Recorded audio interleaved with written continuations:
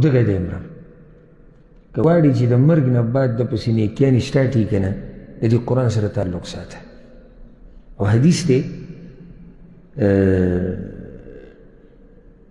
امام ابن ماجه راوړی رسول صلی الله علیه وسلم وی إن مما يلحق المؤمن من عمله وحسناته بعد موته مؤمن ته چې کمې نیکیانې د مرګ نه بعد رسي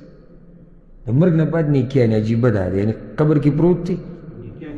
نیکیانې روانې دي هغه د څه د لاسه علما علمه یو سړی دی الله له علم ورکړی دی او د نورو ته ښوولی دی دی په قبر کې پروت یو ثواب پسې روان ځکه چې څومره خلک چې د هغې نه فایده اخلي خو ده ته پکې برخه رسي ونشره هغې که ورسره دام دي دا د الله رحم دی اوس ښه علم یې ښوولی دی یا یې خور کړی دی اوس یو سړي علم نه دی کړی هغوی زمان خو دا موقع لاړه نه رتلی خور یې که خوری به یې څنګه دا څوک چې نورو ته ښایي د ده مرسته کوه مالي بدني هر قسمه چې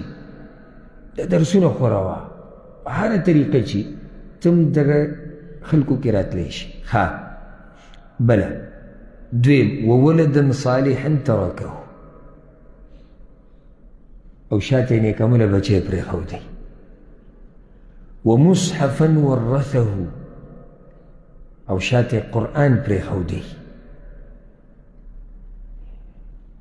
قرآن یې چاله اغستی ورکړی مصحفونه یې چاله اغستی جومات کې یې ایښودي مدرسه کې یې ایښودي مسلمانانو له یې ورکړي